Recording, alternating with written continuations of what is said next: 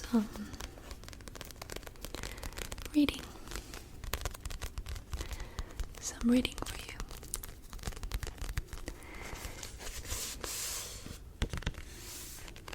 I've got this book called The Alchemist. The Alchemist by Paulo Coelho. And I've read it probably maybe 2-3 times or so. It's really good. Yeah, so if you haven't read it, you should definitely read it. I'm going to just like open a random page and do some relaxing reading, if that's okay. Yeah. Maybe I should start by reading the back of the book, so you have a little what it's about if you haven't read it already. Okay.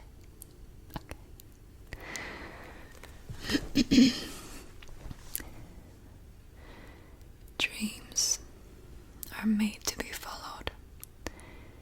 Life is meant to be lived.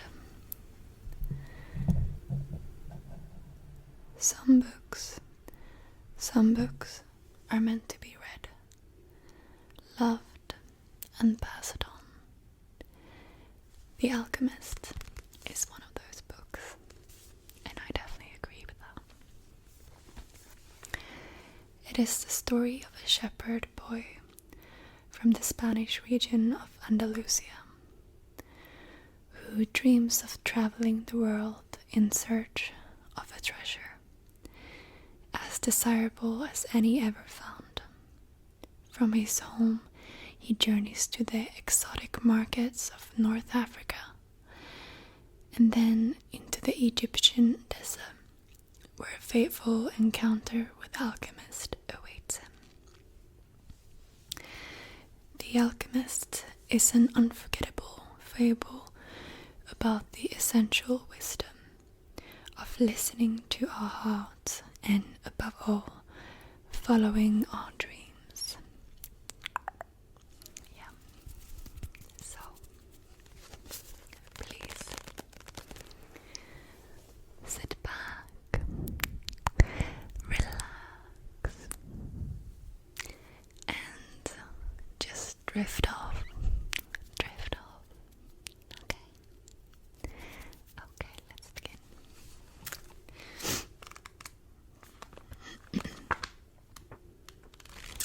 It's gonna be very random, this. I'm just gonna, let's see. Okay. Alright.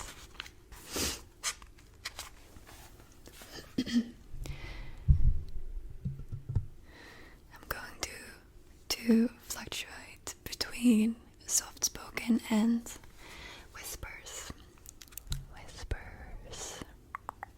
Okay. Enjoy.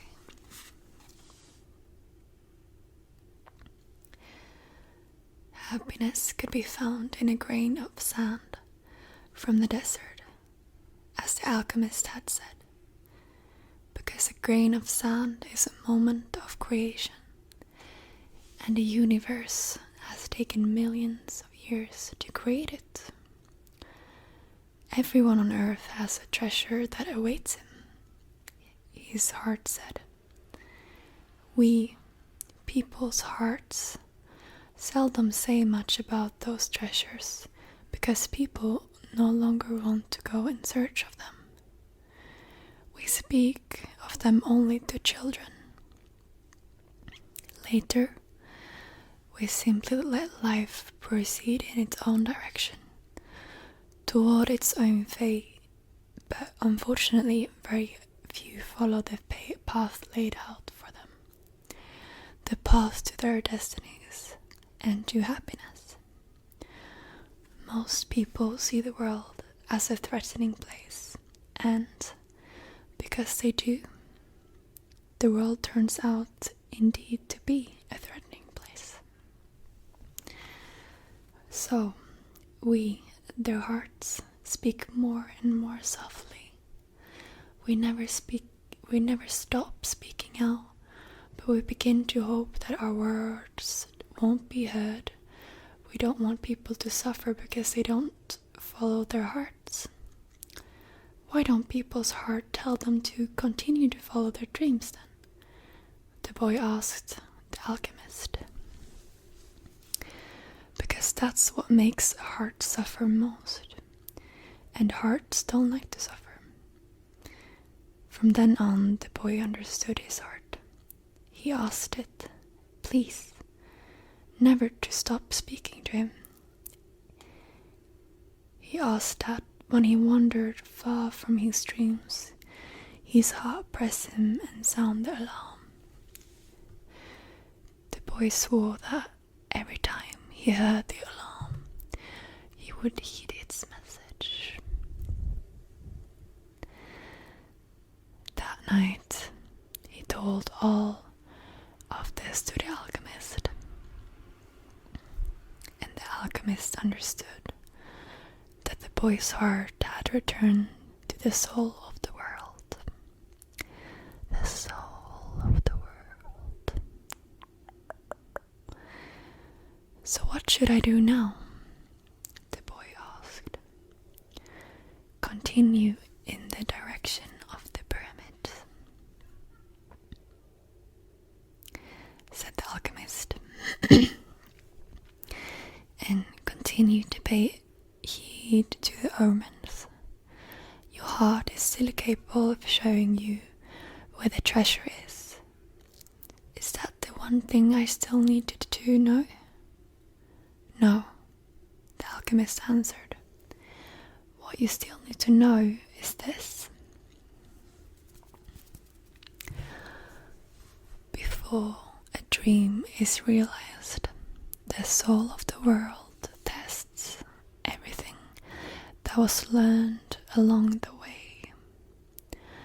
It does this not because it is evil, but so that we can, in addition to realizing our dreams, master the lessons we've learned and we've moved toward that dream.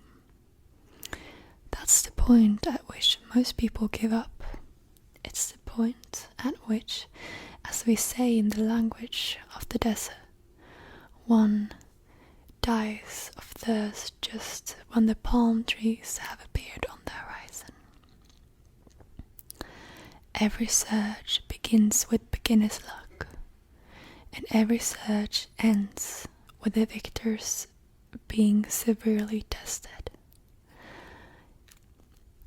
The boy remembered an old proverb from his country. It said that the darkest hour of the night came just before the dawn.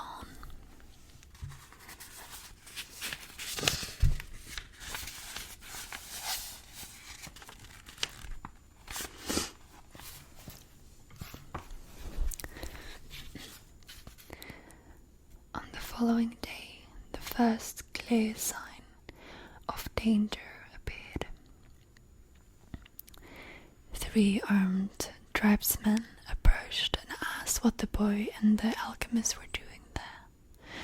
I'm hunting with my falcon, the alchemist answered. We're going to have to search you to see whether you are armed, one of the tribesmen said.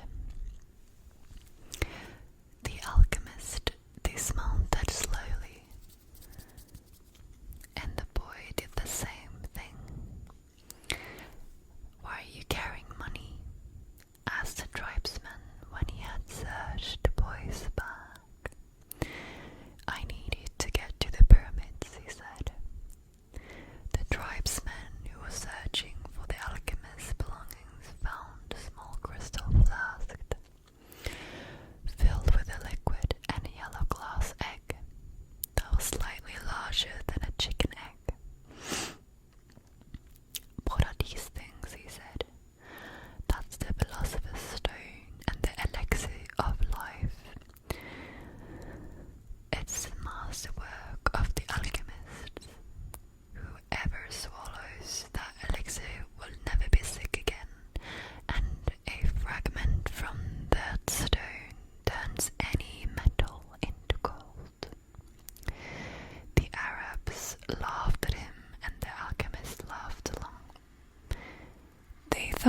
his answer was amusing, and they allowed the boy and the alchemist to proceed with all their belongings.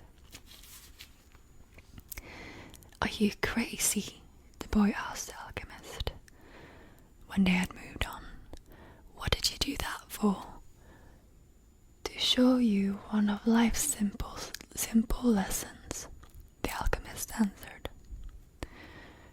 "When you possess great treasures within you and try to tell others of them, seldom are you believed." They continued across the desert. With every day that passed, the boy's heart became more and more silent. It no longer wanted to know about things of the past or future. It was content simply to contemplate the desert and to drink with the boy from the soul of the world. The boy and his heart had become friends, and neither was capable now of betraying the other. When Esau spoke to him, it was to provide a stimulus to the boy and to give him strength. Because the days of silence there in the desert were wearisome, Esau told the boy that what his strongest qualities were: his courage in having given up his sheep and in trying to live out his destiny, and his enthusiasm. I don't know how to pronounce that word. Enthusiasm. During the time he had worked at the crystal shop, and his heart told him something else that the boy had never noticed. It told the boy of dangers that had threatened him,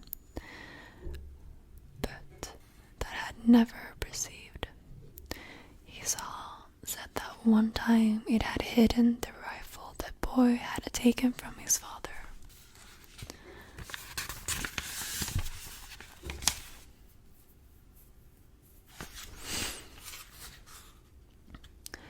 Because of the possibility that the boy might wound himself, and it reminded the boy of the day when he had been ill and vomiting out in the fields, after which he had fallen into a deep sleep. There had been two thieves further ahead who were planning to steal the boy's sheep and murder him, but since the boy hadn't passed by, they had decided to move, thinking that he had